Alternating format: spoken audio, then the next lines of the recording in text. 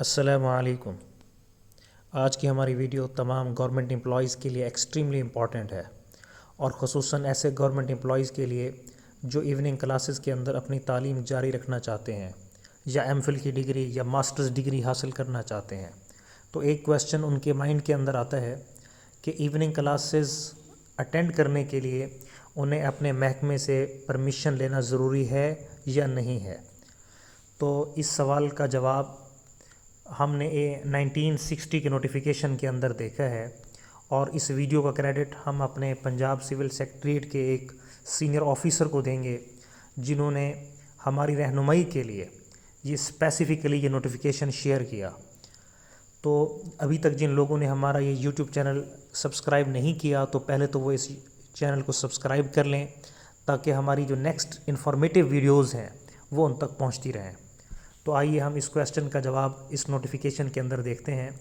یہ 21 جون 1960 کا نوٹیفیکیشن ہے، جس کے پیرا 2 کے اندر بڑا واضح طور پہ لکھا گیا ہے کہ گورنمنٹ امپلائی ایوننگ کے اندر اپنی کلاسز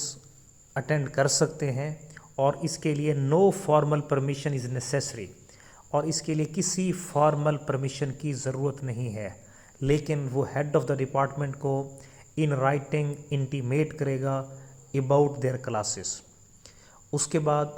یہاں پہ ایک بات کی وضاحت انتہائی ضروری ہے کہ جو اس نوٹیفیکیشن کا پیرا اے ہے،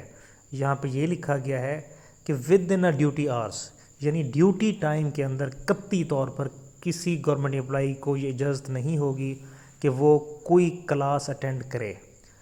ڈیوٹی آرز کے بعد، آفس آرز کے بعد چاہے تو وہ ایوننگ کلاسز اٹینڈ کر سکتا ہے۔ اس کے بعد 1962 کے اندر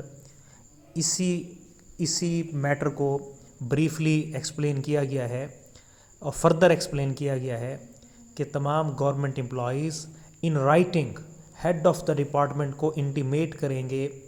اپنی ایوننگ کلاسز کے ادارے کے نام کے ساتھ کہ میں اس ادارے کے اندر ایوننگ کلاسز اٹینڈ کر رہا ہوں۔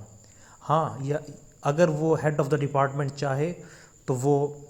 ایسے گورنمنٹ امپلائی کو ایوننگ کلاسز سے روک بھی سکتے ہیں، اگر اس کی ایوننگ کلاسز یا اس کی جو اسٹڈی ہے اس کی آفیشیل ڈیوٹی کو ڈسٹرب کر رہی ہو۔ تو سب سے جو پہلی پریورٹی ہے وہ اس کی آفیشیل ڈیوٹی ہے۔